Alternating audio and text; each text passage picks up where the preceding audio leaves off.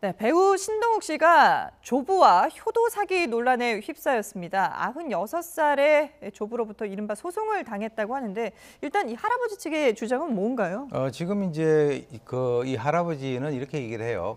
본인이 임종을 할 때까지 돌봐주는 조건으로 자기가 가지고 있던 여러 가지 집이라든가 땅을 다 신동욱 씨한테 물려줬는데 네.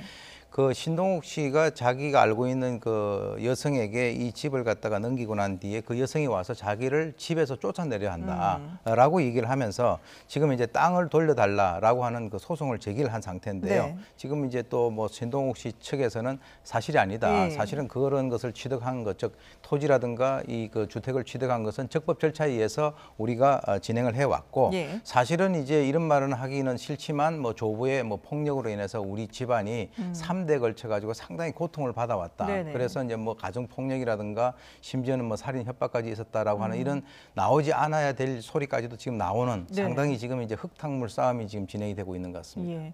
이 신동욱 씨와 관련된 이런 논란을 보면서 이 효도 사기에 대해서 관심이 높아지고 있는데요. 물론 이제 신동욱 씨와는 별건의 사건이긴 합니다만은 최근에 이 손자가 수십억대를 재산을 가로챘다 이러면서 고소장을 제출한 일도 있었잖아요. 그렇습니다. 인천에 있는 인천 삼산경찰서에서 있었던 일인 것 같은데요. 네. 최근에 같은 경우에는 80대 남성이 자신의 수십억 재산을 가로챘다고 하면서 손자를 고소했던 사건이 네. 있습니다. 좀 전에 있던 신동욱 사건과 거의 비슷한 비슷하죠. 사건인데요. 예. 고소장에 같은 경우에는 이 손자가 인감 증명을 빼내 가지고 이 인천 부평구에 있는 6층짜리 건물을 자기가 공동 명의로 했고 그리고 또 본인이 가지고 있던 통장에서의 수억 원도 임의로 본인 손자 계좌로 이송을 했다라고 네. 해서 절도뿐만 아니고 공정증서 원본 불실 기재 및 사문서 위조 이런 것으로 해서 형사 고소했다고 하는데 네.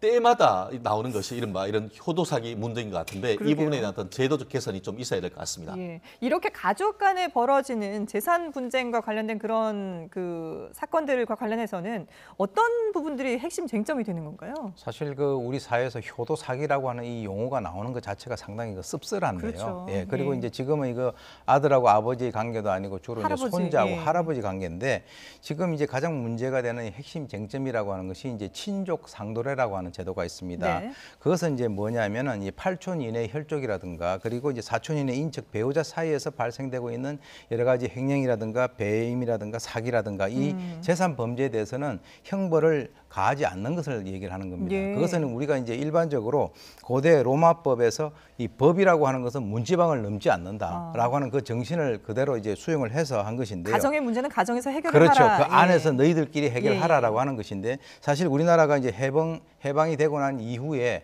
일본 형법을 모방을 해가지고 이제 유입이 된 것으로 전해지고 네네. 있죠. 그래서 지금 이와 관련돼서 이제 친족 상도례라고 하는 것이 있기 때문에 지금 조금 전에 나왔던 신동욱 씨라든가 또는 인천에 있었던 그런 네. 여러 가지 사건들이 실제로 이 친족 상도례라고 하는 것을 적용을 하게 된다면 처벌을 받을 수 있는 그런 가능성이 상당히 떨어진다라고 하는 것이죠. 네. 그런 것들이 이제 이런 유형의 소위 얘기하는 효도 사기라고 하는 이런 사건에 있어서의 가장 핵심적인 쟁점이 된다라고 말씀을 드릴 수가 있겠죠. 예. 그러니까 지금 양쪽 간의 주장이 워낙에 첨예하게 엇갈리고 있기 때문에 누구의 말이 맞는지는 모릅니다만은 신동욱 씨 사건 같은 경우도 누구의 말이 맞는지 모릅니다만은 그래도 이런 법을 악용하는 사례가 많다고 하는데 그렇다면 가해자를 처벌할 수 있는 근거가 전혀 없는 건가요?